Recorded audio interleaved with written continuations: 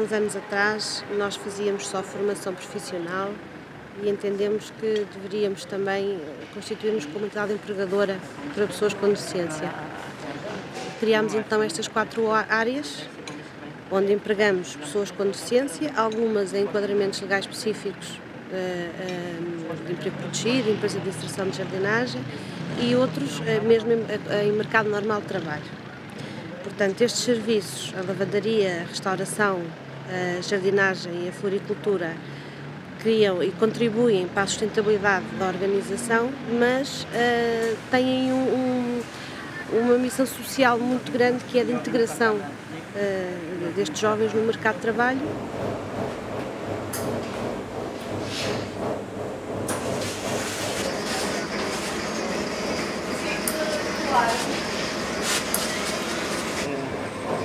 A mão aqui assim, olha ali, mais direitinho que isto não fica bem.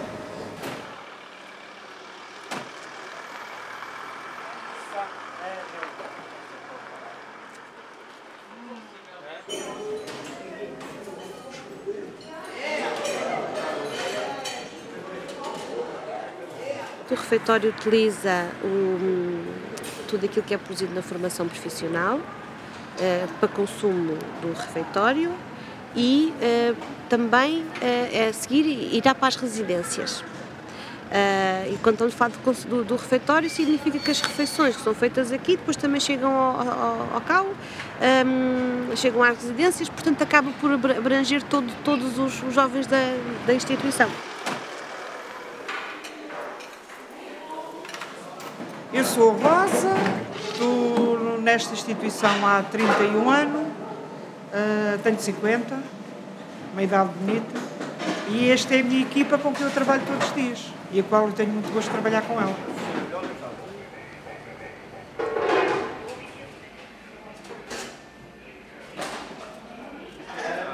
Só o facto deles levantarem de manhã, de virem trabalhar, saberem que têm aqui, além de terem o ordenado deles, que é mesmo assim, eles têm o ordenado deles, mas só o facto de eles virem, saber que têm um horário a cumprir e que têm coisa, é muito bom para eles. Aqui nesta secção, aqui da parte da cozinha, somos nós que organizamos e que trabalhamos e que fazemos. E também sou eu que organizo as compras, tenho vários fornecedores, certos, já são certos, e sou eu que faço essas compras.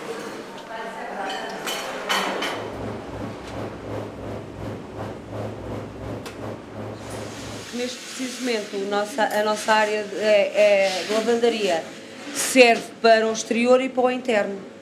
Portanto, tratamos de roupa interna dos nossos lares e tratamos de roupa externa também, de clientes que vêm de fora para nós tratarmos a roupa. Em formação profissional. Neste momento, aqui está tudo em formação profissional. Só a Lúcia é que é a minha colega de trabalho agora. Muito mal. Às vezes há frustrações, saem daqui frustradas, mas pronto, mas depois temos grandes incentivos, porque o facto de pôr um jovem que me passou pelas mãos lá fora a trabalhar com um contrato de trabalho e estar a trabalhar como uma pessoa dita normal, como nós costumamos dizer, para mim já é a minha compensação. Isso tem acontecido muito? Muito, graças a Deus. Muito. A maior parte, o pessoal que me passa pela minha área, que é uma área mais abrangente de restauração e hotelaria, temos conseguido empregar muita gente.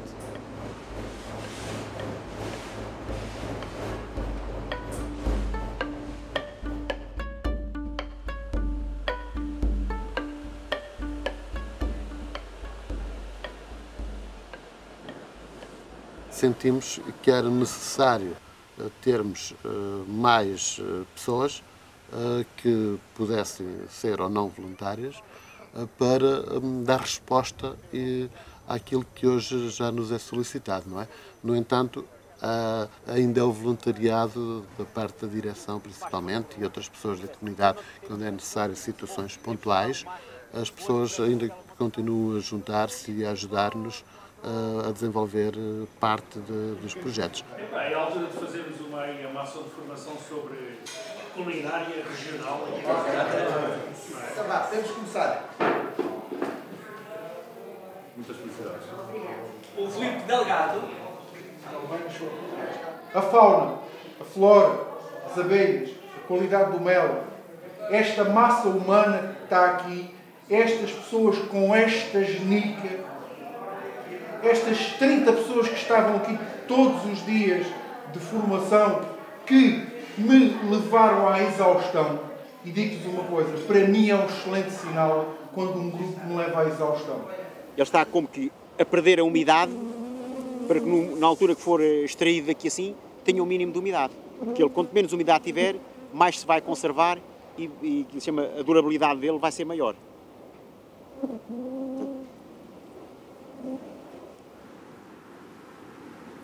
Quanto maior for o número do conjunto, mais vantagem tem para todos. Portanto, para uns ou para outros, ou que tenham menos ou que tenham mais, vêm todos a beneficiar. Portanto, não é uma questão de beneficiar os grandes ou os pequenos. Quem tem uma colmeia beneficia, quem tem 10 também beneficia, quem tiver 100 também vem a beneficiar. Portanto, é tudo proporcional à quantidade e às condições ou à dedicação que cada um tiver. Nestes últimos anos, muita gente se está a virar e está a chegar à conclusão que realmente viver em comunidade, viver em associações, em corporativas, todo este tema chamado coletivo, que é uma palavra que é um bocadinho cara para algumas pessoas, é o meio que se tem de reconhecer que é o melhor meio para se conseguir chegar para obter alguns rendimentos bons para todos. No fundo, é o bom para todos.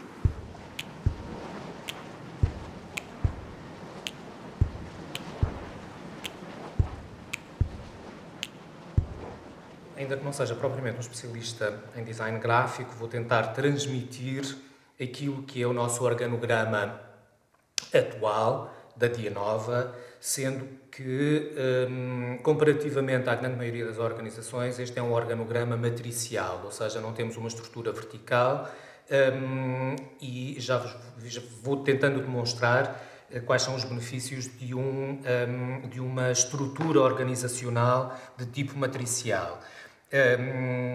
Partindo do topo, poderíamos dizer que temos os corpos sociais da Dia Nova e que é constituído por três grandes elementos.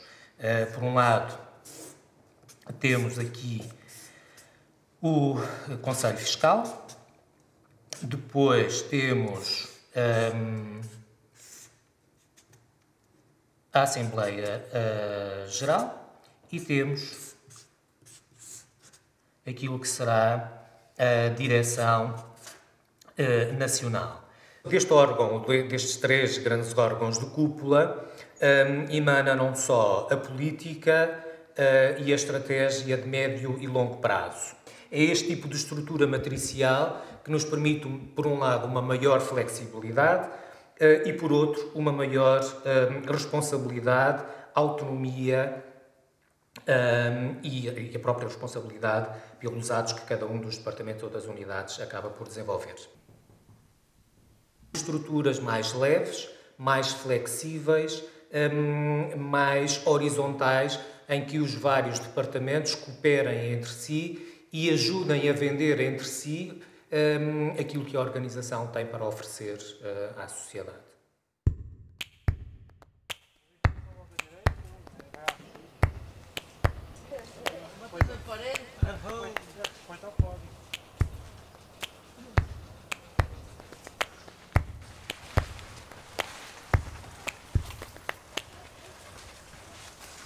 Tem que ser apanhadas, ou veja encomenda ou não. Depois são guardadas na câmara frigorífica para se manterem o mais tempo possível fechadas, não é? Senão começam a abrir e depois já não tem valor. A floricultura está integrada no serviço de emprego aqui do Centro de Educação Especial Rainha Dona Leonor. É um dos serviços que está aberto à comunidade. Portanto, aqui o nosso objetivo mesmo é produzirmos flores para gerarmos alguns rendimentos para a instituição e, por outro lado, também para ocupar algumas das pessoas que estão connosco.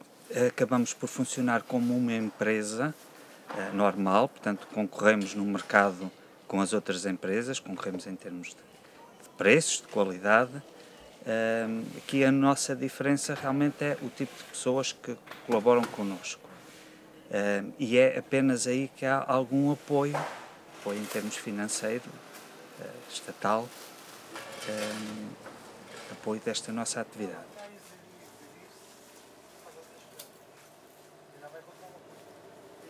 Aprendemos muito com eles e é o sentido também de que na sociedade, com algumas diferenças, todos somos iguais e todos temos o mesmo direito de estar inseridos.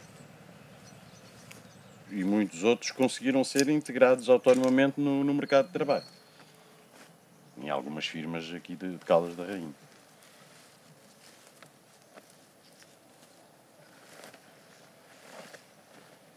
Portanto, nós somos empregadores de pessoas com deficiência e procuramos conciliar isso com o emprego em regime normal e que essa prestação de serviços tenha um resultado líquido positivo que vai reverter a favor de toda a atividade da organização.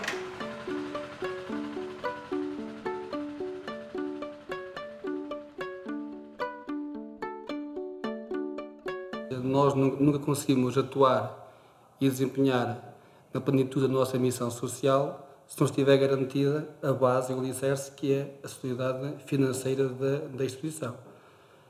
O modo como garantir essa sustentabilidade é que podemos ter várias correntes, várias opiniões, mas tem que estar garantido.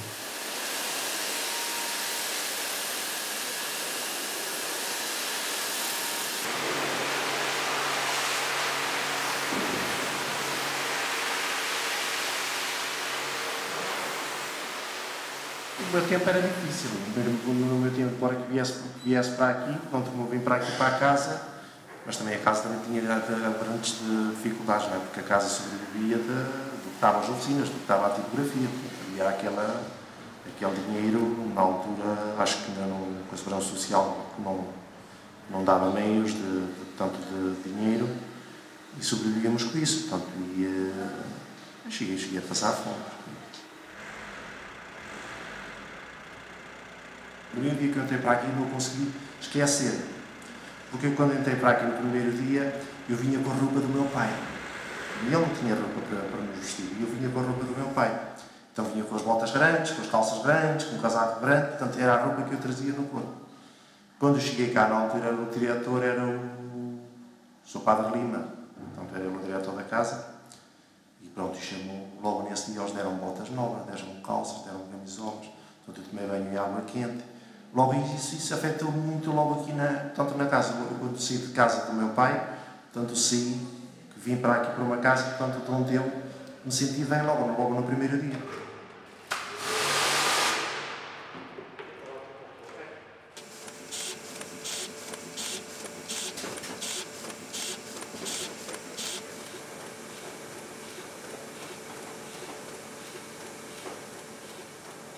Temos uma gráfica dando continuidade à história da Casa do Trabalho. Temos um posto de abastecimento de combustível e, muito recentemente, temos uma cozinha industrial.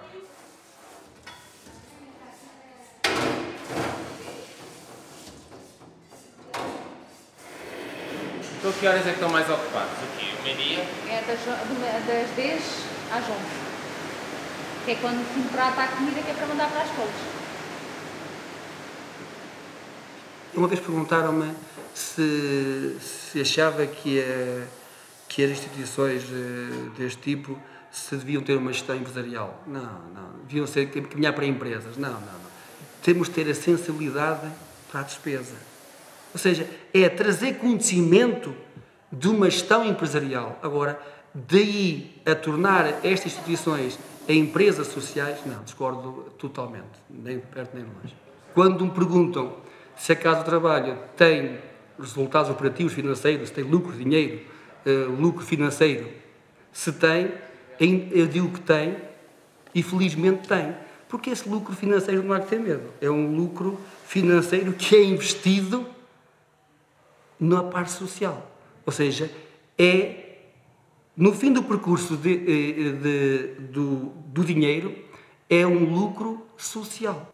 Nós já tínhamos um Estado com vários problemas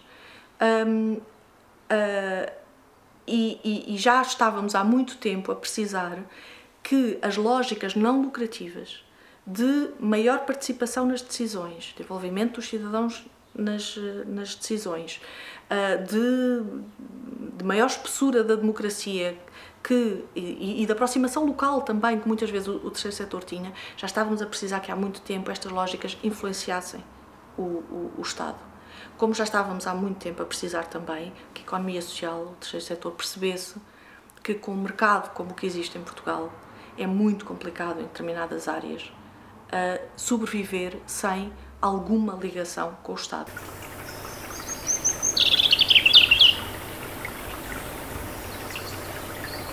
O que a permacultura faz é perceber que há 7 níveis de floresta. A floresta é composta por 7 níveis. Tens as árvores grandes, tens as árvores de médio porte, as árvores de pequeno porte. Depois tens os arbustos, as trepadeiras e o que cresce no subsolo. A batata é o exemplo mais conhecido, ou seja, os tubérculos. Tu pegando nestes 7 níveis e percebendo que eles todos se interagem, ou seja, uma árvore de grande porte normalmente consegue abrigar praticamente na sua base uma árvore de pequeno porte, por exemplo. Tu percebendo estes 7 níveis e conjugando, consegues criar o que nós chamamos de uma floresta comestível, que é selecionar as espécies todas, respeitar este enquadramento que é de floresta, típico de floresta, não é? Isto são árvores de canapé alto, que são ladeadas por medronheiros, que depois têm as gestas e arbustos baixos a crescer, tudo concentrado. Se nós fizermos uma seleção disto e introduzimos espécies comestíveis, criamos uma floresta comestível.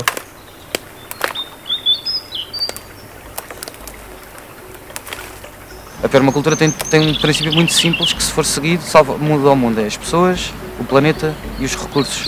Ou seja, estes 3 pontos têm que ser trabalhados por todos, pensados por todos e para todos. O empreendedorismo social traz de novo essa refrescura de pelo menos pôr o dinheiro no seu lugar, que é as pessoas estão primeiro.